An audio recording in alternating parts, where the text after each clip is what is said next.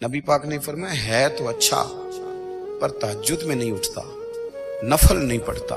او میری ملت کے جوانوں، مزہ نہیں آ جاتا جب ساری دنیا سوئی ہو، ساری دنیا، اور بستر بھی گرم ہو اور نیند بھی پورا غلبہ کر رہی ہو، اور اچانک گھنٹی بجے دماغ میں، آنکھ کھلے، گھڑی پہ نظر پڑے، 3:30 4 بجے کا پیغام گھڑی بتائے، اور کوئی چڑھتی جوانی والا اٹھ کے وضو کرے، اور جب وہ مصلی کھول کے بچھائے تو مدینے والے محبوب کہتے ہیں کہ ہر نماز پہ رب ثواب دیتا ہے، اور جو اٹھ کے تہجد کی نماز پڑھے اسے دیکھ کے تو رب مسکراتا ہے۔ لیکن سیدہ طیبہ طاہرہ حضرت عائشہ صدیقہ رضی اللہ تعالیٰ عنہ فرماتی ہیں سارا دن تبلیغ کرتے، ہر غلام کے دکھ سنتے، گھر میں آتے تو اپنے گھر والوں کا خیال کرتے، کام میں ہمارا ہاتھ بٹاتے، قربان جاؤں، کہتی ہیں زمانہ سارا سو جاتا لیکن آمنہ کے لال مصلی بچھا لیتے۔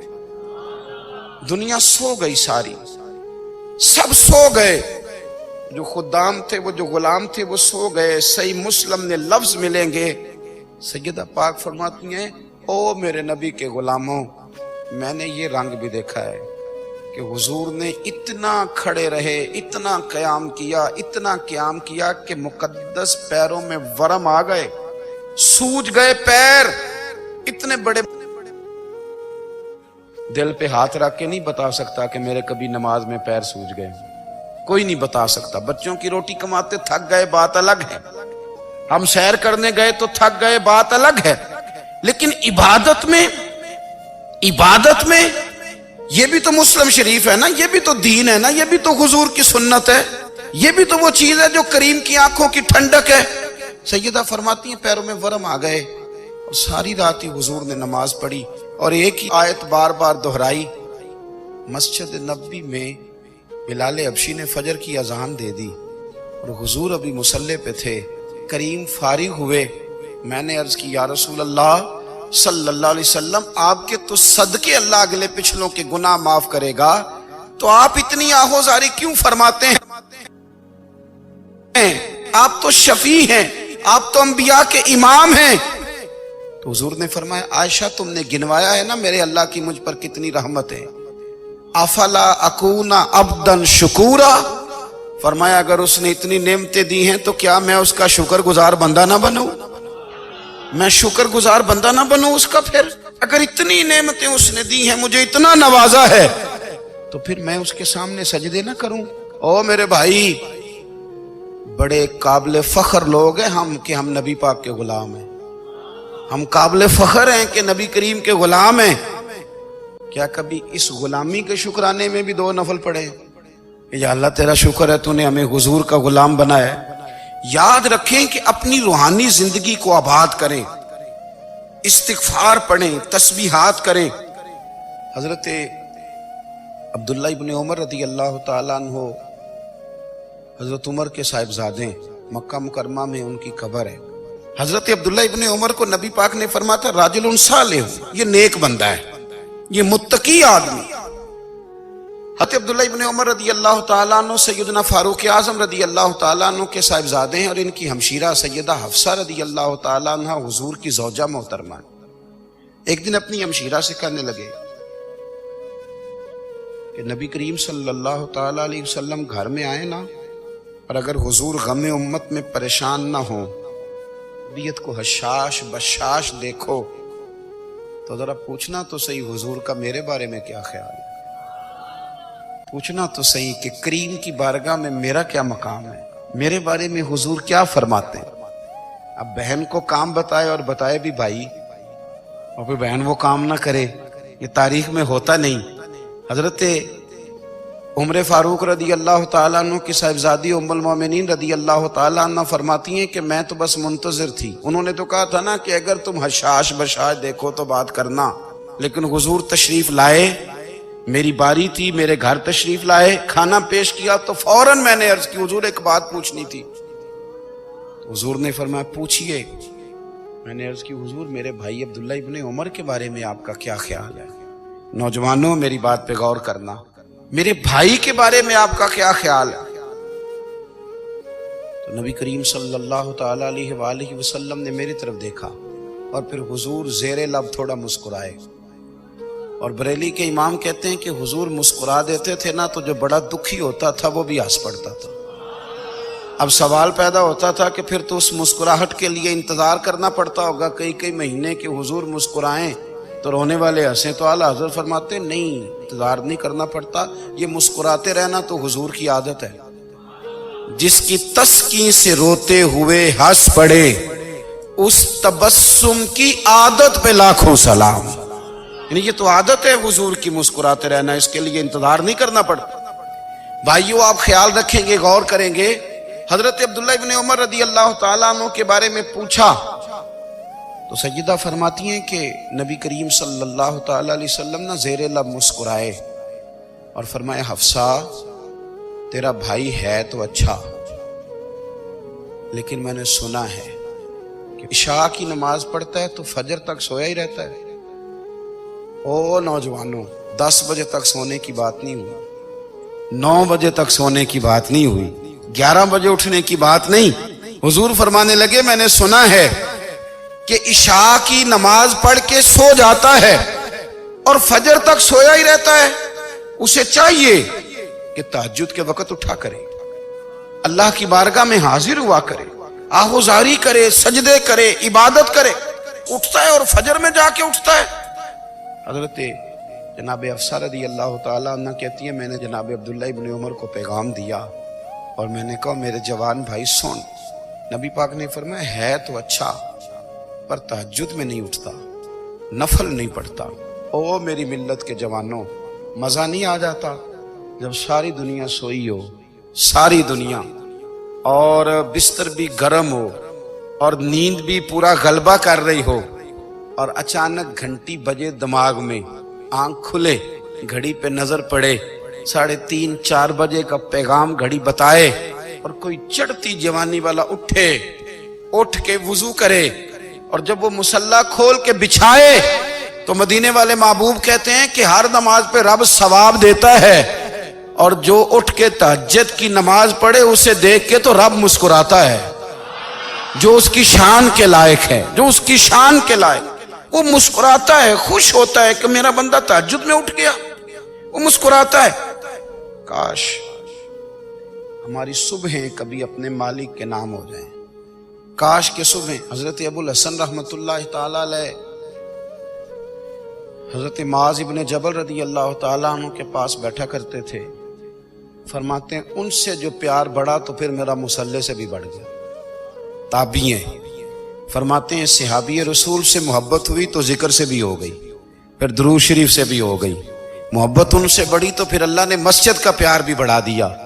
آپ فرماتے ہیں کہ میری ہر وقت طبیعت چاہتی تھی کہ بس اللہ اللہ کروں، بس اللہ اللہ کروں، بس نہ میں ذرا تھوڑی جان چھڑاؤں لوگوں سے، کوئی 10 منٹ ملیں تو میں کوئی 4 نفل پڑھ لوں، میں تھوڑا سا نہ بچوں لوگوں سے، اور مجھے تسبیح ملے تو میں نہ کوئی 400-500 دفعہ استغفار پڑھوں، سبحان اللہ، الحمدللہ، اللہ اکبر، لا حول ولا قوت الا باللہ، میں نہ تسبیحات پڑھوں۔ فرماتے ہیں کہ بچے تھے گھر میں 6-7، غربت تھی، کام ملتا کوئی نہیں تھا، اور میں کام چور نہیں تھا، کام ڈھونڈتا تھا، پر اللہ کی قدرت کے کام نہیں ملتا تھا۔ فرماتے ہیں کہ میں نے ایک دن اپنی اہلیہ سے کہا کہ آج میں پھر جاتا ہوں کام ڈھونڈنے، تو میری بیوی بڑی فرما بردار تھی، پر اس دن نہ غربت کے ہاتھوں تنگ آ کے کہنے لگی آج نانا کوئی تو چیز لے کے آیا، تو مجھ سے بچوں کی بھوک نہیں دیکھی جاتی، یہ سب روگاں دا روگ محمد جس دا نام غریبی، کنڈ بلا کے لنگ جاندے نہیں دوست یار قریبی، آج نہ کچھ لے کے آیا تو میں بچے لے کے چلی جاؤں گی۔ شیخ فرماتے ہیں کہ میں بڑا پریشان گھر سے نکلا، پر میں نے صبح سے لے کے زور تک کام ڈھونڈا، کام ملا کوئی نہیں، تو میرے دل میں خیال آیا چلو کام نہیں ملتا تو اللہ اللہ تو کرے نا، چلو بندوں کی مزدوری نہیں ملتی تو رب کریم کی عبادت ہی کرتے ہیں۔ فرماتے ہیں کہ میں نے نا فرات کے پانی سے وضو کیا، نہر کے، شدید دھوپ تھی، ساتھ ریت تھی اور ریت تپ رہی تھی، میں نے اپنا رومال وہیں مصلی کے طور پر بچھا لیا، اور فرماتے ہیں کہ زور سے لے کر عصر تک نماز پڑھی، دھوپ بھی پورے زور پہ، پر میرے سجدے کا ذوق بھی پورے زور پہ۔ فرماتے ہیں سورج بھی چمک رہا ہے اور رب کی عبادت کا ذوق بھی پورے زور پہ، میں سجدہ کروں تو پھر میرا اٹھانے کو جی نہ چاہے۔ میرے استاد لکھا کرتے تھے، یہ ان کا شعر ہے، وہ کہا کرتے تھے مجھے سوز دے، مجھے ساز دے، اور مجھے نیم شب کا نیاز دے، دم سجدہ خود کو میں توڑ دوں، مجھے ایسا ذوق نماز دے۔ اور میں تیری بہار کا پھول ہوں، میں کھلا بھی ہوں تو تیرے لیے، مجھے میری شاخ سے توڑ لے، مجھے اپنی زلف کا ناز دے۔ بھائی فرماتے ہیں کہ عصر تک میں نے نفل پڑھے، دل ڈھلنے لگا، عصر کی نماز پڑھی اور میں وہاں سے چلا۔ اب میں جب نکلنے لگا تو دل میں خیال آیا کہ چھوٹی چھوٹی دیواریں ہیں گھر کی، بغیر کچھ لیے جاؤں گا تو بیوی دور سے دیکھے گی تو شور کرے گی کہ پھر خالی ہاتھ آ گیا ہے۔ کہتے میں نے اپنے اسی رومال میں جس پہ میں نے نماز پڑھی تھی نا، رومال میں، یہ عقیدہ پنجابی جو صافہ کہتے ہیں، اسی میں نا میں نے کچھ ریت بھر لی کہ وہ دور سے دیکھے گی تو سمجھے گی کچھ لے کے آیا ہے، چلو جا کے اسے بتا دوں گا کہ آج پھر مزدوری نہیں ملی۔ کہتے ہیں وہ ریت لے کر جب میں گھر میں گیا تو پہلے بیوی دروازے پہ کھڑی ہوتی تھی، پوچھتی تھی خالی ہاتھ آ گئے ہو؟ آج میں نے دیکھا تو ہے ہی کوئی نہیں۔ فرماتے ہیں میں اندر داخل ہوا، سلام لیے، کونے میں نے وہ رومال رکھ دیا اور میں نے آواز دی کہ بھلی مانس کہاں ہو؟ تو وہ کہنے لگی آپ منہ ہاتھ دھو لیں، میں روٹی لے کے آئی۔ میں نے کہا روٹی کہاں سے آ گئی؟ یہاں تو کئی دنوں کے فاقے، تو کئی دنوں کی غربت ہے، یہاں تو اس گھر میں تو فقیری ہے۔ فرماتے ہیں کہ وہ روٹی لے کے آئی اور اس وقت کی جو موجودہ نعمتیں تھیں، سمجھ لیں سلاد، اچار، ہر چیز ساتھ لائی۔ میں نے کہا کہ بچے کہاں گئے؟ کہنے لگی وہ کھانا کھا کے کھیلنے گئے، آپ کھانا کھا لیں آ جاتے۔ کھانا اس نے چن دیا۔ میں نے حیرت انگیز لہجے میں ساری نعمتیں اپنے دسترخوان پہ دیکھ کر کے بیوی سے پوچھا یہ کہاں سے آیا کھانا؟ بچوں کو تو نے کہاں سے کھانا کھلایا؟ یہ سارا کچھ کیسا ہے؟ کہنے لگی پتہ نہیں آج آپ کس کریم کی مزدوری کرنے چلے گئے تھے، پتہ نہیں کس کریم کی، میرے گھر میں تو اتنی نعمتیں آئی ہیں کہ مجھ سے سنبھالی نہیں جا رہی، اتنا اناج ہے، اتنا گندم ہے، کس کریم کے دروازے آج چلے گئے تھے؟ یہ کہتے کہتے وہ اٹھی اور اٹھ کر کے کہنے لگی پہلے بڑا کچھ آیا تھا، اب کیا لے آئے ہو؟ اور جا کر کے نا اس نے وہ ریت والا رومال کھولا، کہنے لگے میں تو لے کے آیا تھا ریت، تو میرے رب نے اسے بھی سونے اور ہیرے بنا دیا تھا۔ جب آپ کی توجہ اللہ کی جانب، میرے نبی پاک صلی اللہ تعالی علیہ وسلم نے فرمایا ہر چیز اپنے رب سے مانگ، ہر چیز مانگ، ہر چیز مانگ۔ یا رسول اللہ کیا کچھ؟ میرے محبوب نے فرمایا تیرے گھر میں نمک بھی ختم ہو جائے تو وہ بھی اپنے رب سے مانگا کر، تو مانگنا وہ تجھے دے گا، تو اس کی بارگاہ میں کشکول طلب دراز تو کرنا۔ اور ترمذی شریف میں عجیب لفظ ہیں، رسول کائنات نے فرمایا، رب کریم فرماتا ہے جب میرا بندہ ہاتھ اٹھاتا ہے نا تو مجھے حیا آتی ہے کہ میں خالی کیسے لوٹا دوں اس کے، اتنے بڑے بادشاہ کی بارگاہ میں۔ او بھائی لوگوں سے عزتیں تلاش کرتے ہو تو وہ کیا تمہیں عزت دیں گے؟ وہ تو کل اچھا کہتے ہیں پرسوں برا کہنے لگ جاتے ہیں۔ لوگوں کے سامنے گڈ بک میں آنا چاہو گے تو وہ تو سویرے تمہارے بارے میں کچھ کہیں گے، شام کچھ اور کہیں گے۔ اپنی روحانی زندگی آباد کریں، اپنے مسلح کو وقت دیں، اور دنیا سے چھپ کر اس موبائل کو بند کر کے اور اپنے آپ سے بھی چھپ کے اور تنہا ہو کے چھپا کے سارا کچھ اپنے آنسو اپنے رب کی بارگاہ میں پیش کریں، اس کے حضور حاضری دیں۔ سنو نا ترمذی کی حدیث اور اسے یاد رکھنا، نبی پاک علیہ السلام نے فرمایا اپنے دکھ لوگوں کے سامنے نہ بیان کرنا، سیٹھوں نوابوں کو نہ بتاتے پھرنا، دنیا داروں کے سامنے جا کے نہ رونا کہ میں تکلیف میں ہوں۔ اور میں اگر دنیا داروں کو دکھ بتاؤ گے رب تمہیں کبھی غنی نہیں کرے گا۔ اور لوگ ہیں کہ الٹا مذاق اڑائیں گے آپ کی، جس سے بڑی پکی یاری ہے نا، پکی، وہ تب تک پکی ہے جب تک آپ نے 50,000 مانگا نہیں، اور جس وقت آپ نے کہہ دیا کہ میں مجبور ہوں میری مدد کر تو پھر ختم ہو گئی دوستی۔ لوگوں کی تعلقات آپ کے ساتھ تب تک ہیں جب تک آپ ان سے کوئی ضرورت وابستہ نہیں کرتے۔ کریم محبوب فرمانے لگے بندوں کے سامنے دکھ نہ بیان کرنا، اللہ تجھے کبھی غنی نہیں کرے گا۔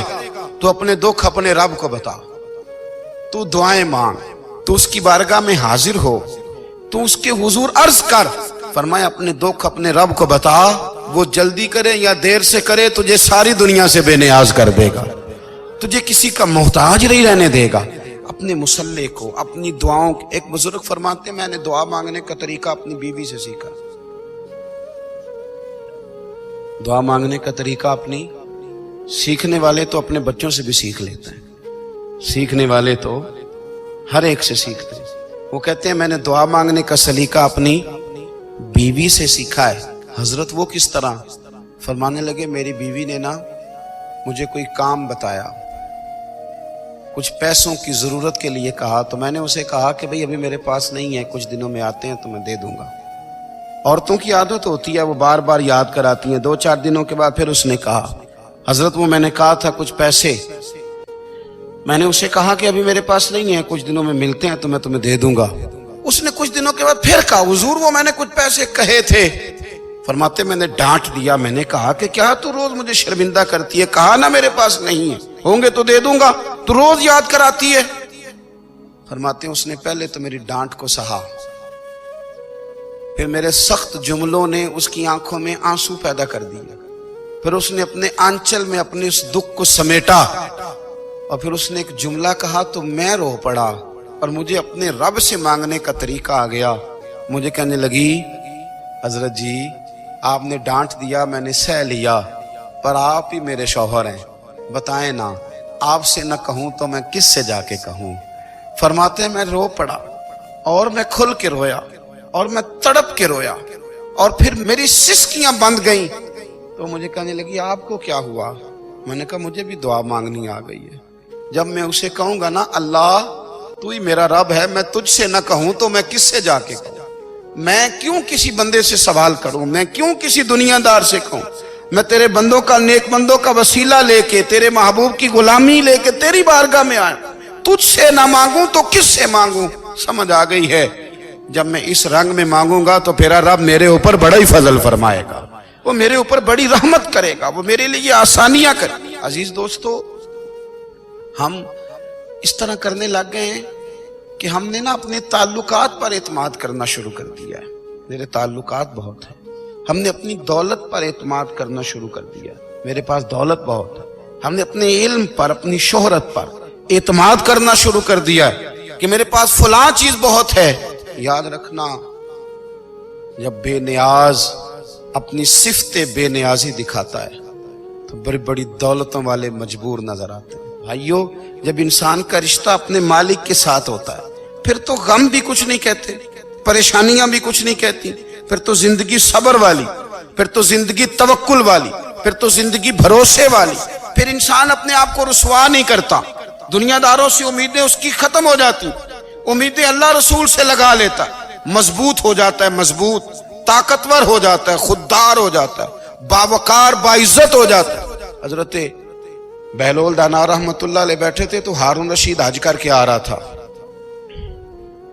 تو رستے میں حضرت شیخ سے ملاقات ہو گئی، تو السلام علیکم کے بعد کہنے لگا حضور کوئی حکم ہو تو بتائیے گا۔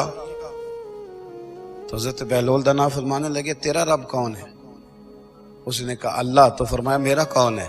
کہا اللہ۔ فرمانے لگے تو بڑا ہی بیوقوف ہے، کیا تو یہ سمجھتا ہے کہ رب ہارون رشید کو تو دے گا اور بہلول دانا کو بھول جائے گا؟